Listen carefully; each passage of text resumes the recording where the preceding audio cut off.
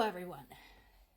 It appears we are having a shakeup not only among the Russian military command, but also in the Ukrainian military command. Zelensky sacked another top general on the grounds of incompetence. I am treating this as a developing story. I'm reaching out to some of my friends who have better access to the news in Ukraine and have better understanding of who is who in Ukrainian command. Because as we said before, this is not a popularity contest. I already had grave reservations when General Valery Zaluzhny was forced to retire from his spot as the army commander. So I'm like kind of on the fence about this. I know that Zelensky is extremely insecure about his position in terms of the popularity among the Ukrainian people. And I believe that he's got that priority skewed. The point right now is to win the war, not to worry about who thinks you're cute. So, like I said, I'm going to treat this as a developing story. If I get more information, I'll comment more on this. Meanwhile, in Russia, Russian Foreign Ministry summoned American ambassador about the attack on Sevastopol, which allegedly was carried out using American weapons. Which is fine. However, does that mean that it's okay for any other country to summon Russian ambassadors over all of the attacks against Ukraine carried out by Russian weapons? Is that how it works? That should be okay, right? Case in point, International Criminal Court had issued some more arrest warrants for Russian officials in connection with attacks on Ukrainian civilian targets. This includes Russia's former defense minister Shoigu and military chief of staff Gerasimov. They already had arrest warrants against Putin and Lvova Belova in conjunction with the kidnapping of thousands of Ukrainian children and basically once in Russia indoctrinating them with Russian culture and system of beliefs. Again, this is another one of those where I appreciate the symbolic gesture. That is nice. It's kind of nice to know. But the two questions on my mind are, why did it take you so long? And how are you going to get them? Because that is one of the biggest problems with these arrest warrants. How are you going to carry out the actual arrests? Because these people don't go anywhere.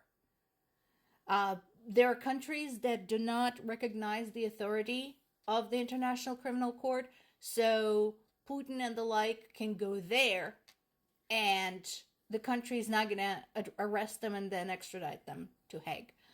And if a nation, in fact, observes the authority of ICC, they're just not going to go there.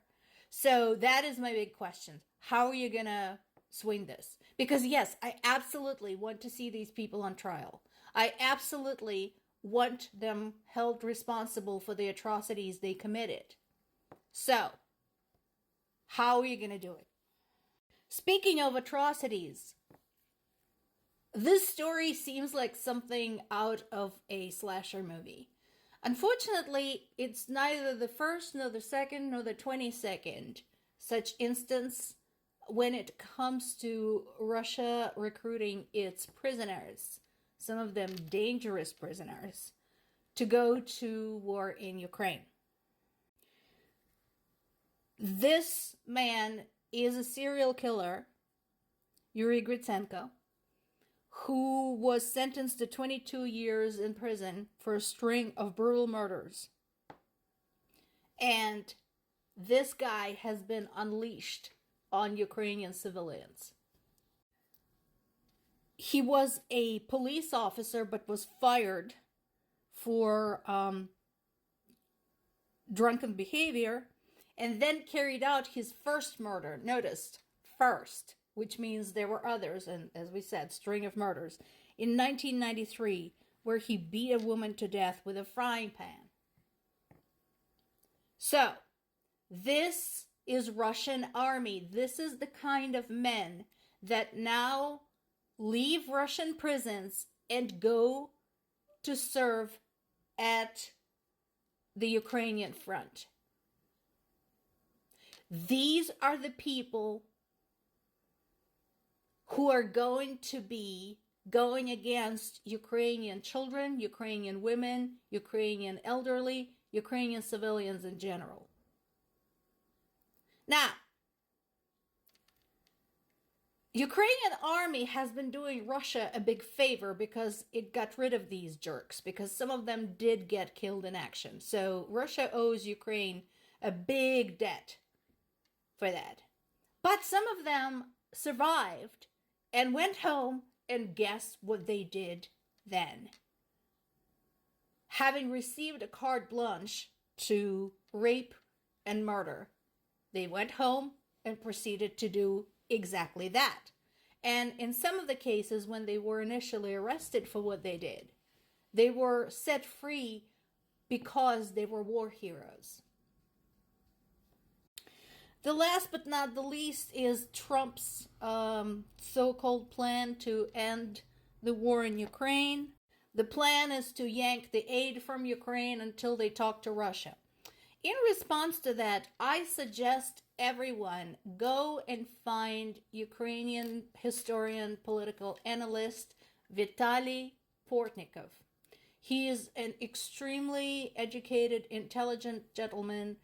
He has a channel that is available in English, so you don't have to know Russian and Ukrainian to hear him. I listened to one of his short videos yesterday, and he made an excellent point. This conflict is unique, and here's how. Throughout the history of all of the horrific wars that various nations waged against one another, some of them lasted decades. The common trait was that the nations acknowledged each other's existence. So when Germans and French were at war, when the French and the English were at war, when the English and the Spaniards were at war, they each acknowledged those are the British, those are the Spaniards, or those are the French or the Germans, etc., etc., and they were fighting over a specific piece of land. So that was clear. The unique part about this war is that Russia refuses to acknowledge that Ukraine exists, that Ukrainian people are their own sovereign people with their own culture and their own language. How are you supposed to negotiate with people who literally insist that you do not exist? As a nation, as a people, how are you supposed? So Portnikov, with his usual, kind of a dry sarcasm, said, so the path to negotiation with the Russians is for them to acknowledge that Ukraine is a country and Ukrainian people actually do exist. So perhaps in a few decades, we might get somewhere.